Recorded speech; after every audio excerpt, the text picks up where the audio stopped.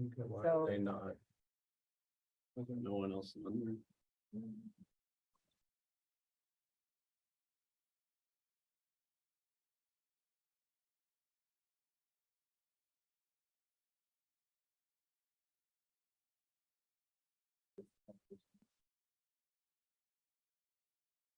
Maybe they had to wait for us to start it.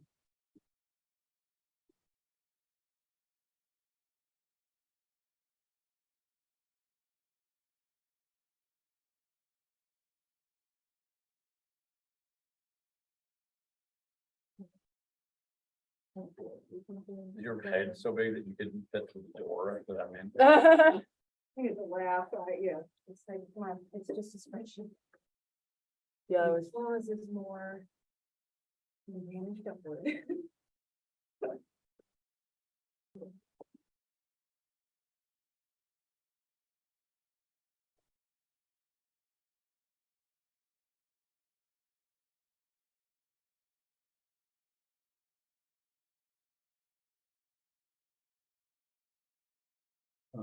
Let's see, are they there?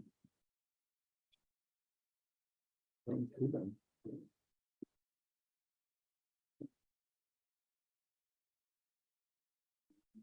We got 4 more minutes. Maybe they had to wait for us to start it and they just.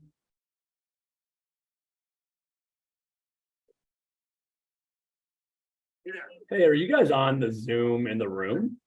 Yes, we are. At least it looks like, and it says like you're the, it says that we're the only person in the meeting right But now. I'm in my own meeting.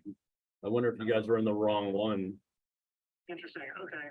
What's your meeting ID? Hold on a second, Megan's right here. Okay. What's the meeting? I don't know. Hold on 1 second. Okay. Um, It goes in a different zone. I'm not Hang sure. on, let me get it. Hold on, Megan's coming. Okay, you're on speaker. I'm here with Joe. Did you guys change it, Michael? No, I No, just we clicked, didn't I just clicked what the invitation was. We didn't change it, Okay. Hold on, here's, Okay. I'm gonna tell him.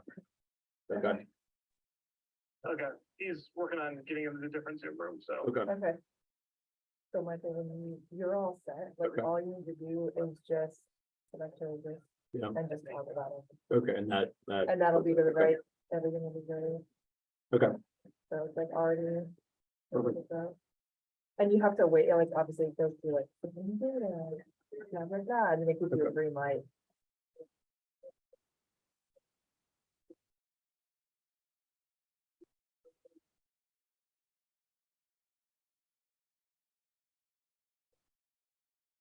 We need the, so look at the. Joining instructions, we should have this too.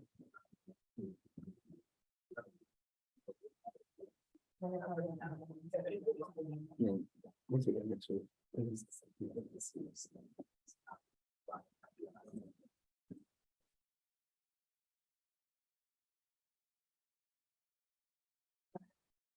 I always have it on, good for the outfit.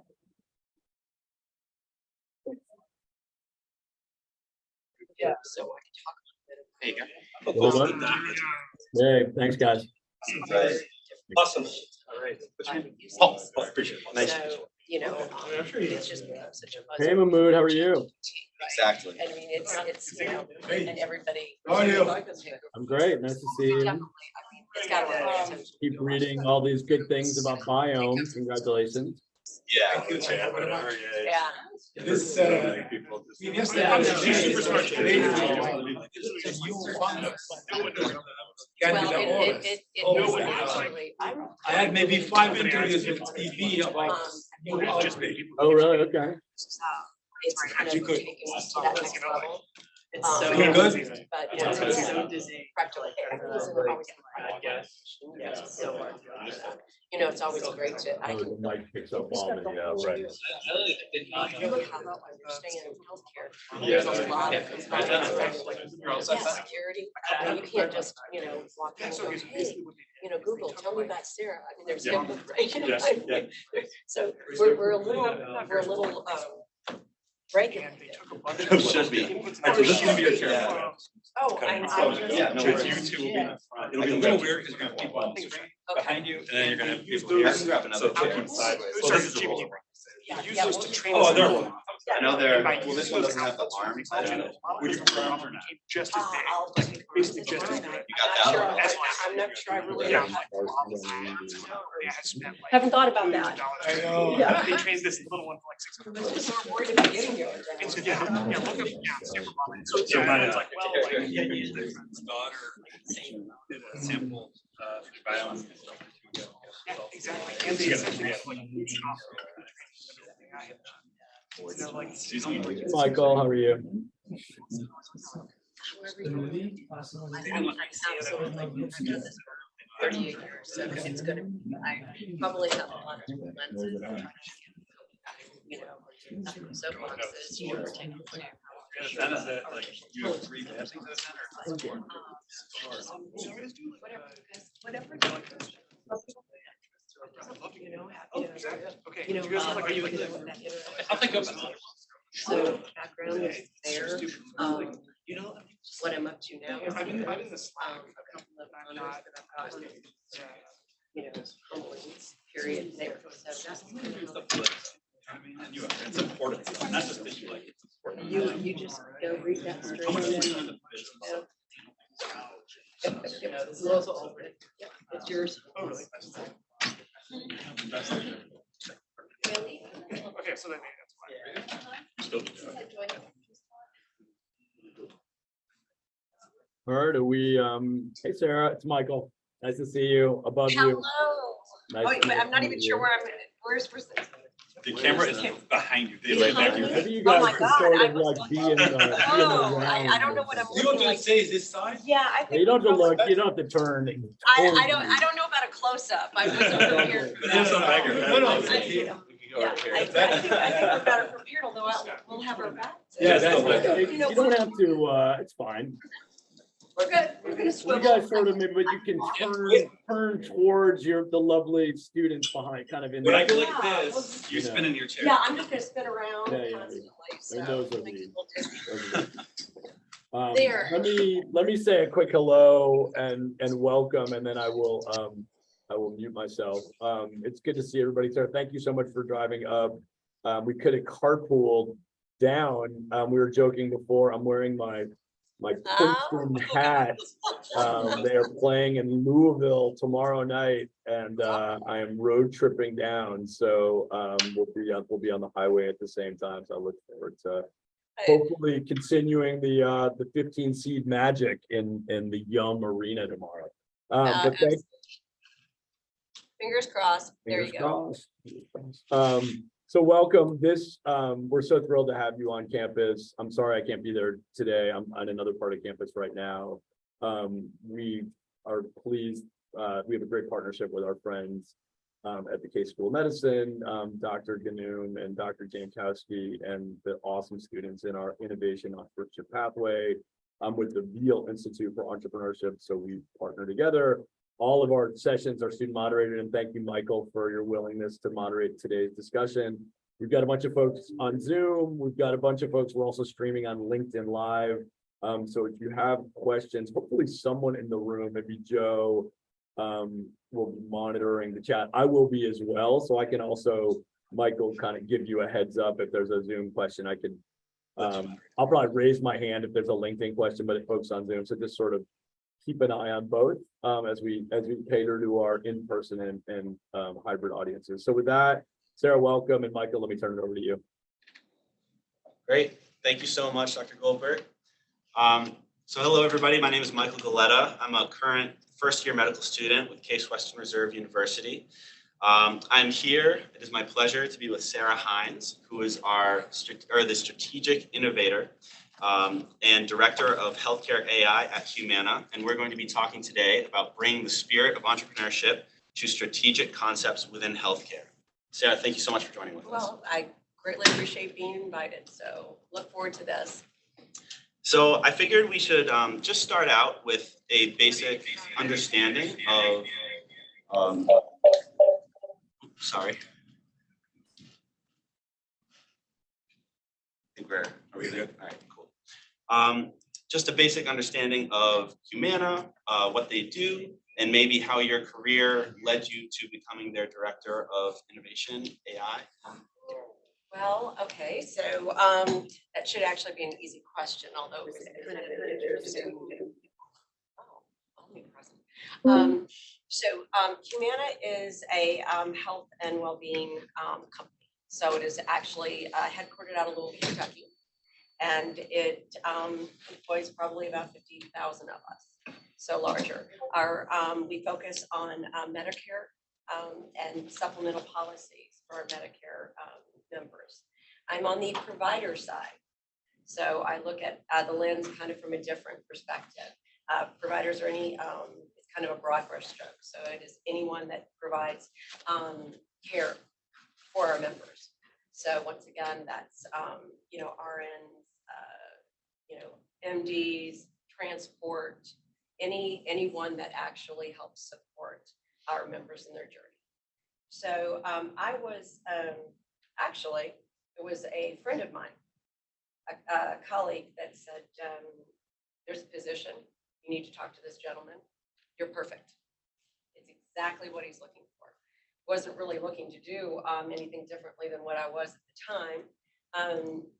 But obviously a conversation is always interesting and it's always good to network. So I went in and it was with Humana, and it was with a gentleman who was basically he led the provider organizational structure. And he said, I'm looking for a SWAT team to come in and really look to disrupt how we do it, why we do it, bring in transformational and innovative technology into the provider experience. So my career has been kind of actually two realms, if I look at it. I'm probably an entrepreneurial by spirit. So, but I was raised with a vastly corporate America background. So that makes me probably quite dangerous in corporate America. So what was interesting is I saw it as an opportunity to be an entrepreneurial, spirit-led innovator in the constructs of corporate America. So that to me probably is the best of both worlds in so many respects. Also, I have to applaud Humana for being an innovator. I mean, they don't mind blazing new paths of innovation, and they were just so supportive through this journey. And I appreciate that tremendously. I don't think we would have been able to co-develop and really launch what we did without the support, obviously, of the executive leadership at Humana. So for clarity, how long ago did this journey start with Humana? It started actually 8 years ago on March 1st. So, and the only guardrails that Mark gave me was I had to stay within the provider service experience swim lane. Okay, so which proved a little bit more difficult as I journeyed through. So in looking at the interactions, and the digital side of the house was already in a transitionary state. So my focus had to be on really conversational AI. But of course, AI wasn't a thing 8 years ago. Now everything's AI. I'm AI, you all are AI, everything is AI. Or you're ChatGPT, you're one of the two for sure. So it became kind of the most common buzzword, but this was kind of ahead of the curve. So the use case was really, what if we put in an artificial intelligent virtual agent advocate to assist those very transactional type of inquiries and really walk them through the journey and then continue to learn what they're needing and be able to give them, all of those options. Unfortunately, when you go on it, first of all, that hadn't necessarily been matured. So we still had Cortana, if you all remember, absolutely. Okay. So there was Cortana back in the day. There was Alexa. Alexa and Google were just getting started, right? Very gadget oriented. You could, I think, ask the weather and that was about it. And And you will understand, and you already do understand in healthcare, there are a lot of compliance and regulations that you have to respect pertaining to privacy, obviously HIPAA, as well as a consortium of other security protocols that are necessary. So when you look at technology and administering technology within the healthcare realm, it's not as if you could just kind of put a Lux in the middle of the room and go, hey, I'm getting ready to see Sara Hines. Can you tell me about her? So, all of those type of things. So it was very still, and a lot of the third-party consumer, applications weren't built for the security protocols that they presently obviously have moved into. So building and co-developing what I did with IBM, because I knew they could pass the security muster. So the IBM's ability to converse was a co-development initially between Humana, my use case, and what IBM now has developed locally. So that was an exciting journey, and that was I continue to mature it. And of course, with artificial intelligence, it's such a broad brush stroke. It's truly what the application is that you are trying to endeavor. So when you say AI, it has probably as many meanings as it does use cases. So it is the technology behind that runs it, the algorithms that you program, the machine learning aspects. Will it take over the world in the next 2 years? No, it will not. Will it augment and assist? Yes, it will. So one thing that that you have to remember is everything that's done is programmable. So there's there's a whole other set of responsibility goes in with programming, but a human brain reasons. So there's a vast difference. In healthcare, do I think that it can augment? Yes, absolutely. Do I think it can ever replace the personal interactions that we as humans need? No, absolutely not. You're not going to sit and talk to a robot, or is something that's how are you? And we wrestle with that, because if you think about it, when technology asks how are you, how sincere is that? Right? Seriously. I mean, it's disingenuous almost, right? So when really creating what it is you want, you have to take into account so many other aspects as you continue to kind of program. And then quite frankly, whatever you're endeavoring, that feedback loop is extremely important, because that's how you understand how successful. And then obviously, once again, anything programmable, you've got to be careful. You can program biases in things, because you yourself have unconscious biases. And obviously the unconscious part makes it a little bit more difficult to identify versus the conscious biases. So once again, all of that needs to be kind of sherped in appropriately, ethically, and responsibly. So that was probably a way long-winded answer. So sorry.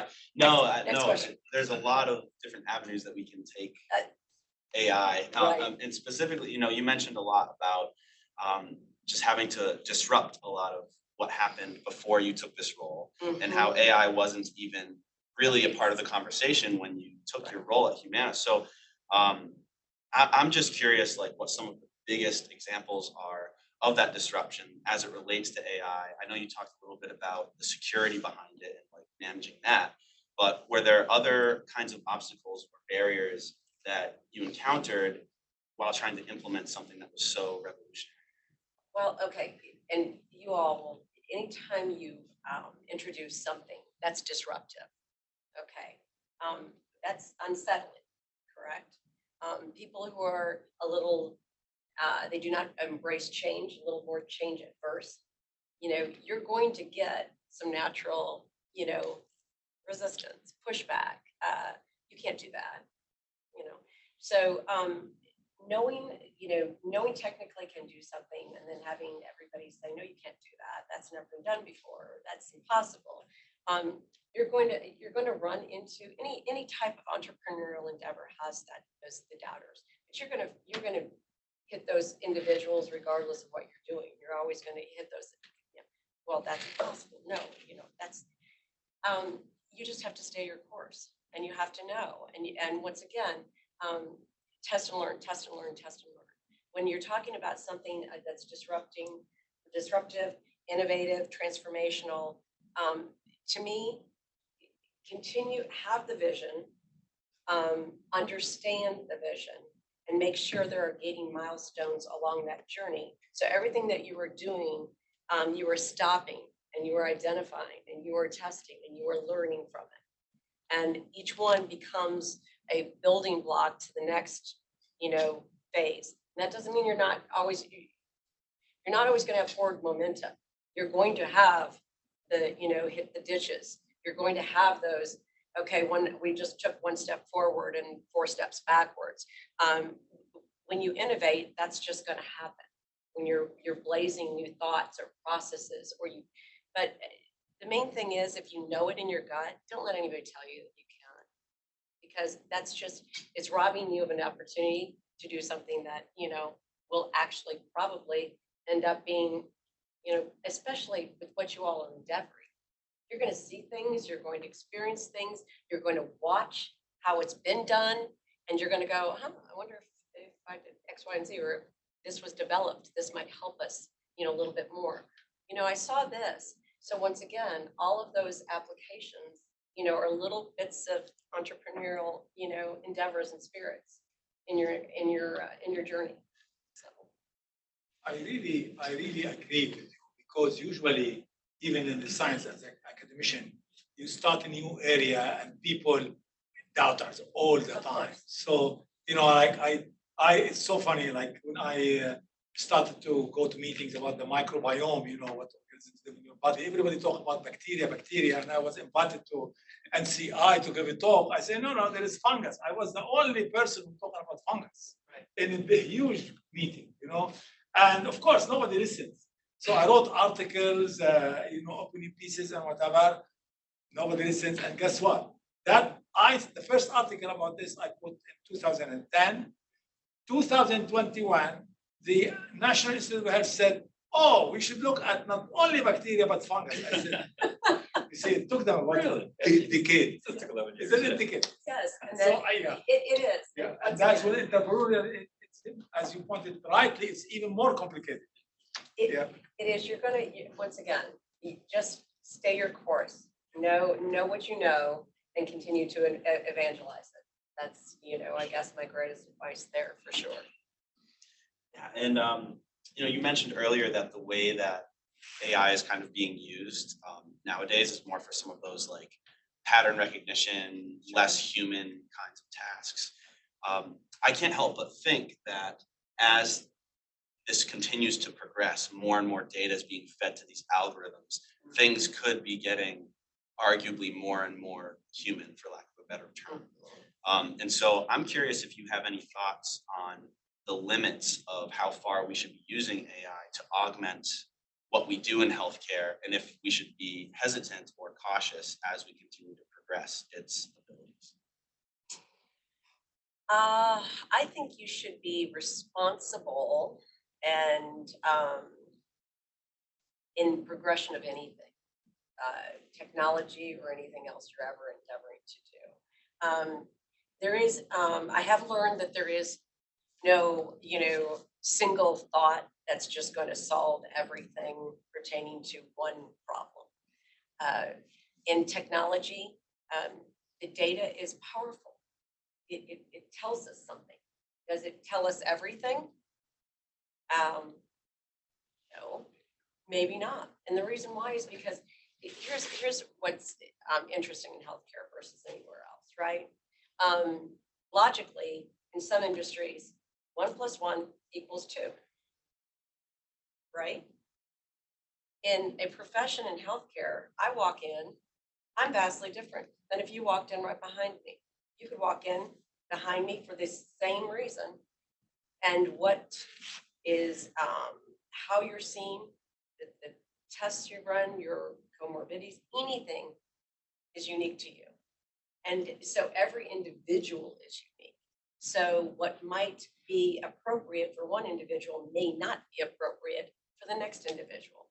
The data gives you a baseline, and it gives you it gives you weightings, right? So it goes by, I am confidence, it's confidence ratings, right? I'm confident, 83, 3% confidence rating. That's great. But once again, in what you all do, 100% would probably be actually a lot better, right? And that's not always available. But what I do appreciate and what I do think is exciting is our ability now to ingest the data in manners that we've never been able to do before, and massive amounts of data. So when doing, and then utilize those constructs of AI and those algorithms to start being able to sift down those insights that you all will find relevant to whatever you're searching or whatever you're looking. Also bringing forth, hey, once again, 83% of the time this was successful, but those who also ran these 4 tests additionally, and these were the results, the confidence score went up to 92. So, once again, mapping will make you that much more powerful. Will it replace, you all and your experience and really understanding? No, I don't see that anywhere in the near future, period.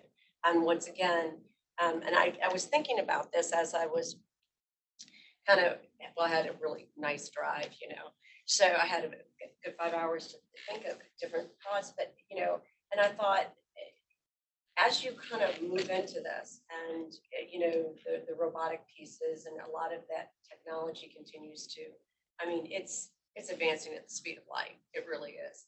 Technology, I've never seen it in the last 5 to 6 years advanced as I've seen it in the last 30. It's absolutely impressive. But, what you guys do pertaining to the humanistic side will never be replaced. And that's one thing that technology will never, ever be able to replace. And I think humans need that humanistic side, period, end of sentence, dot. And I don't care who you are, how old you are, whether you're 3 and you're scared because you're getting the shot, or whether you're 83 and you're looking at your own, sunsetting piece of your life, right? So that ability to connect will never be replaced by technology. So technology is powerful in so many aspects, regardless of what you all decide to do and which way you decide to, advance your career, whether it's research, whether it's, cardiology, whatever, especially, or internal, wherever you're going. I think it's going to be a piece of everything you do. I think it's also going to also be complex. So it's going to add complexity. It's going to continue to become more complex. But I hope that the technology advances at this rate of speed that you all don't have to sit there and log case notes until you just want to absolutely, like, your fingers want to fall off. Yes. Yeah. First of all, thank you so much. Oh, you're awesome welcome. so far. Yeah. So I guess I do a lot of kind of like model development with machine learning applications, and so I'm always curious to understand kind of what types of AI are currently being used, for example, at Humana, if at all, right? Obviously, this has been super hyped for a long time. Oh yeah. Right. So hyped, probably makes your job miserable having to explain stuff to people all the time. So yeah, like what is the state of AI currently at Humana, as much as you can tell me, obviously. In like where you at right now, and then kind of what's your kind of 2-year roadmap, 5-year roadmap, or is there even a roadmap because things are progressing so quickly, Humana uses AI, absolutely, in vast amounts of aspects of our business. Once again, the innovative side, being able to really understand how we can serve our constituents. I call them consumers because to me, whether you're a member, whether you're a provider, whether you're the commercial side of the business, whether you're a part of our military family, it doesn't really matter. Our bricks and mortar. All of that is part and parcel of how can we, it's based on care and curiosity. How can we augment what we do to make us better, stronger, faster, to get the members what they need, the providers what they need, anybody we serve what they need in a more efficient manner. And we're always supervised, though. In my side of the house, I can't, it's, you can do unsupervised and supervised learning. Supervised, means that you, at all points in time, it stays in check with you, right? Unsupervised is a little bit more open, right? You just kind of let the machine learning go. That is not something that I would obviously authorize or ever do. So the learning, it needs care and tending. So AI does need care and tending. Technology in the past is rack stacked, watch the blinking lights. If everything's green, good. If anything's red, bad. So it's, now it's a vastly different type of, responsibility as you kind of watch it evolve and making sure that you're doing what's necessary to make sure that, it's doing what it needs to be doing as well. You mentioned that your swim lane was provider experience. Mm-hmm. The same data that you may be looking at or that the machines would be looking at, could it also distinguish which providers were performing well versus those that weren't? And are you allowed to interrogate that, or are you absolutely prohibited from that because it's not experience? Well, to me, data tells a story. That's kind of, what we use. It's how can you garner this data to do what you need to do to carve deeper into an area that they need? How do you remind, a provider that maybe Sarah, when they're calling about Sarah, needs, hasn't had her flu shot, right? So we want to become an integral part of that care path. And so being able to understand the data to a certain degree, obviously the data is, it's garnered by, and nor would we ever want to use it, other than benefiting, the member or the provider or anybody we serve at that point in time. So, but it does give us a lens into trending patterns, and for at least in the service experience, the sets of needs. So how can we, and that's powerful for us because then we can actually, we are constantly doing AI effectiveness.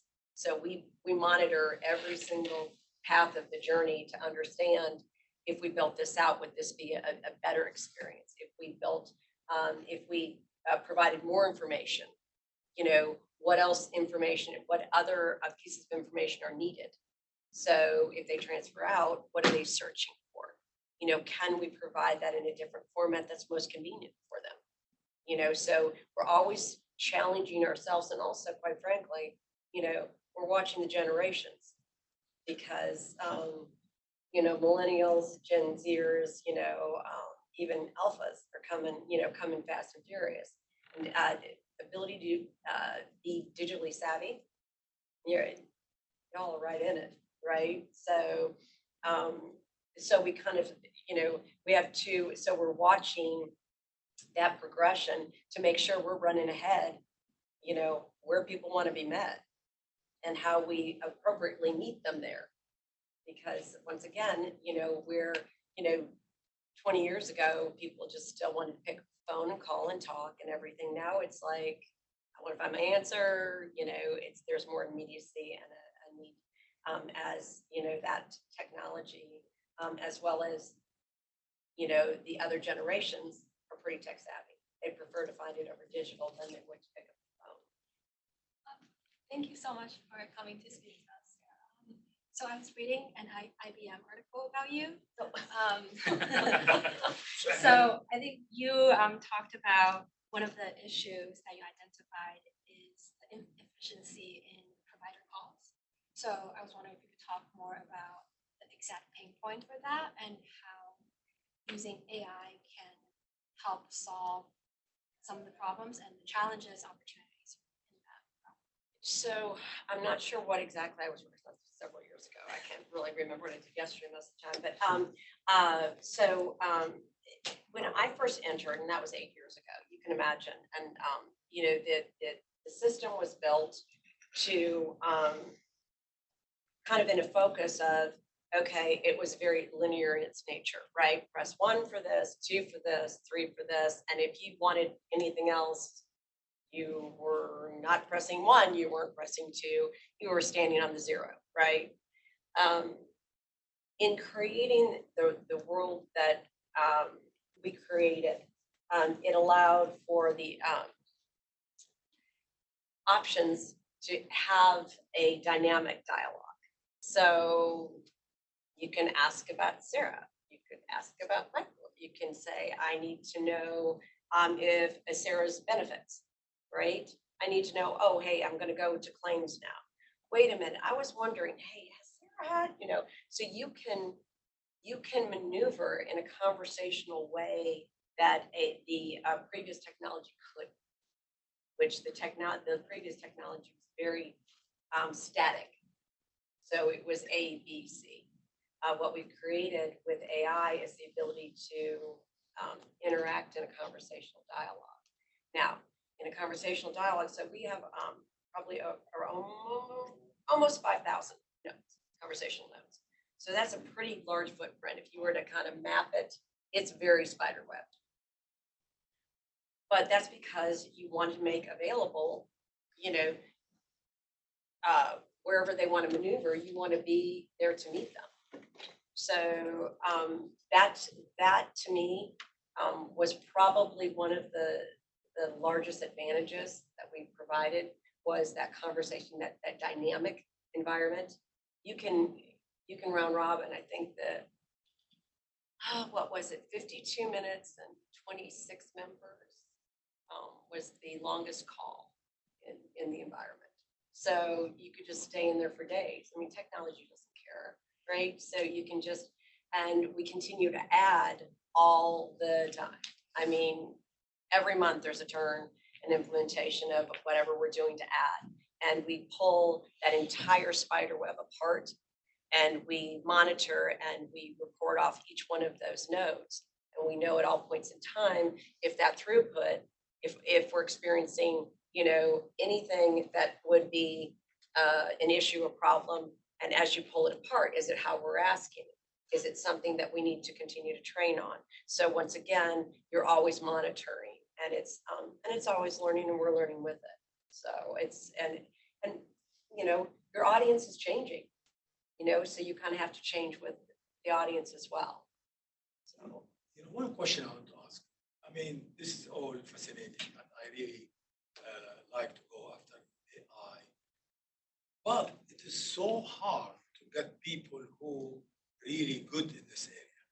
And like, for example, I give you in bioinformatics, for example, to find these people to help you with programming, with the supervisor and supervisor, whatever, it's so hard. And also, it's very challenging, it's expensive, and you don't know whether they know it or not, you know what I mean? Yes. So how do you go around this, especially with AI? Because like a company which I'm co-founder, we want to go after AI to predict a certain disease or something. And of course, AI will be great for that. I mean, it's been successful for imaging and whatever. But so what's that? How can we go around this challenge? Yeah, so I feel your pain on a cellular level. So I'll speak just after, basically about a 30 plus year history of obviously having use cases, evaluating vendors, evaluating startups, evaluating anything, and really being on all aspects. I mean, I've been on the consulting end, the sales end, the strategy end. So I've been on probably all sides. And then also I grew up in IT. So it makes me a little bit more dangerous, because you're not going to tell me, I mean, I can talk business, but I can also, get under the hood and chit chat with you. So it's hard to tell me things that I will challenge when needed. So I think in evaluating any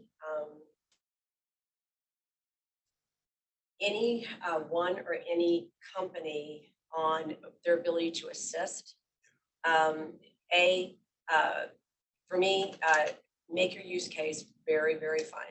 I mean, take it all the way down to what you really are trying to accomplish, why you're trying to accomplish, how you want to accomplish it. Once again, those are guidelines. That doesn't mean, it's permanent. They're just guidelines. This is really what's in my head, and you put it on the piece of paper. Now, the ability for somebody to come and go, of course I can do that, great, show me. So to me, it's, I guess being born in Missouri, it's a show me state. I am like, always sounds great. Why don't we do a POC, proof of concept, right? Why don't we do a pilot? Once again, and if they're worth their salt, I'm going to challenge, why would you charge me to prove that you can do something? If you can prove something, then you would probably want to go ahead and show me that you can get. So I'm a tough negotiator, though. I've just done it for so many years. But to me, the proof is in their ability to bring you back a demo, something more tangible that shows that they know what they're doing, right? I can talk to you all day long. And if you're not an expert in that area, you may go, oh, well, yeah, oh, this sounds great. She used all the buzzwords and, but when it comes time to the proving ground is really where you start kind of really starting to see people, and companies possibly have some failure points. I really like what you said. And I think we've been trying to interview some people in this area, and we are doing, can you just try this for us? Right. Because you are absolutely right. You don't know. And time is very valuable. You really don't want to hire somebody and then let them go and whatever. So this is great idea. Thank you.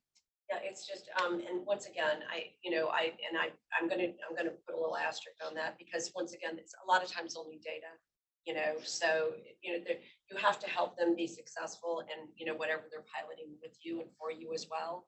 But to me, endeavoring a journey together, it's a partnership. It's not a, client vendor. If I say you're a vendor, that's much different than you're in partnership with me. So, and you can feel and you can sense it and you will always know it. Because, people that you want to partner with want to go on that journey with you. I want to be there every single step of the way. And because there is going to be those great times and there's going to be where you just want to kick the can down the street times as well. And you're going to end up in the divot and you're going to end up, you're just, and that partnership is important to be able to continue to move forward and to have those real conversations with each other. The vendor wants to get in, do something, and get out. And that's not the same relationship value to me. So. Yeah, just a quick time check. It looks like we're about 5 minutes until the end. Oh, God, I talked that much. It's been phenomenal. I'm so sorry. It's been really, really great. I have a question. Oh, go ahead. I was going to say, any questions? I mean. So we were talking about how humans or AI will not replace the practitioner, of course. And we were also, even before class started, we were talking a little bit about adoption, right? So even if you've kicked the tires on a algorithm or really a solution, right? You now believe that this analytic approach, that this AI could bring, some value proposition to the care setting, to the doctor, right? To remind him or her of a thing, but either regardless. How about the sales side of how do you get doctors to embrace and use it? I hear all the time doctors say, don't bring me these tools because there's so much noise in the system. They've seen so many of these little tech companies say, we've got this thing that they've even seen kind of what a lot of people claim was a big failure of Watson to really bring any value into the clinical setting. They'll say, if it doesn't fit into our workflows, if you can't tell me how it works, if you don't bother, do you get involved with the human side of adoption? Well, okay, so here's my thoughts. Okay, if you want to be successful in launching something in your all's environment, okay, this is sales 101, all right? You have to understand what their environment is, right? Like, I would never walk into a company and go, tell me about yourself. That should have been on me. That should have been my research. That shouldn't have been on the client side, right? So, to me, part of bringing in an amazing new tool, application, whatever we want to say, they should have done some real practical app, type of pilots, meaning they should be coming to you with a value prop, not with a tool, not with an application, value proposition.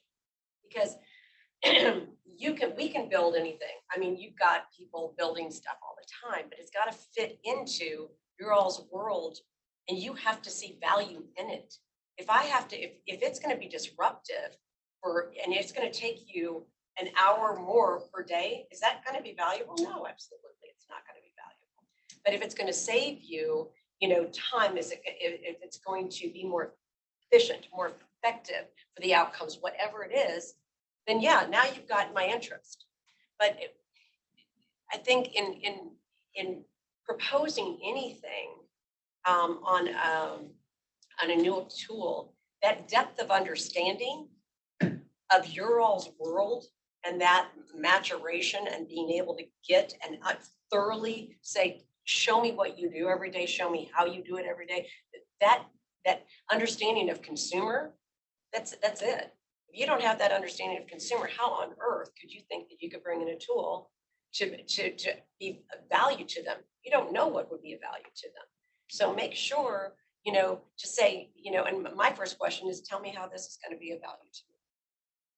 So to your point, this is what, and for you, you'll be the consumers, right? You'll be the ones that, there was an article in 21 called IBM's Retreat from Watson highlights broader AI struggles in health. And I won't name the cardiologist, but his email response to this article was, somehow I'm not surprised. Lots of technology looking for a place of value. It's an issue here too. Non-clinical folks assuming they know what clinicians want and more so need.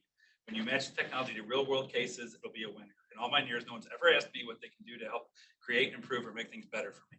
So that's the clinicians. Now he's one person, but that's if you're trying to sell them, like you said, that's what you have to realize is even if it works, it doesn't mean they're going to care. You have to make them care. And once again, value. Why would I find this valuable?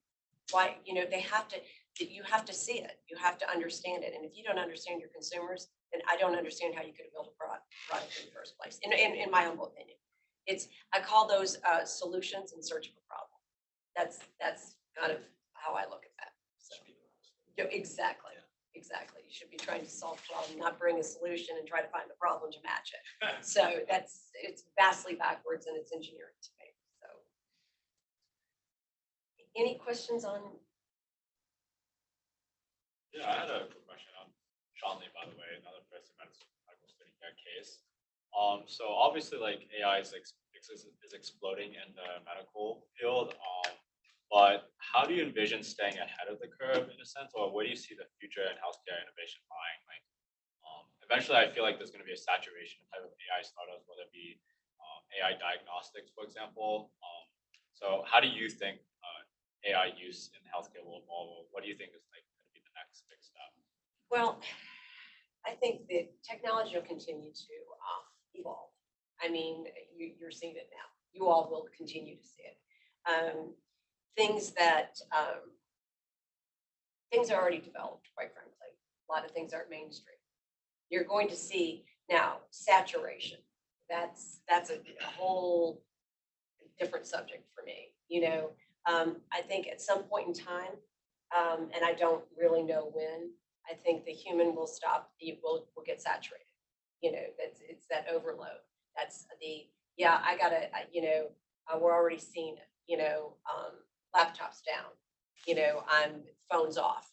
I'm going to go for a hike, that regrounding into more of, that green space of life.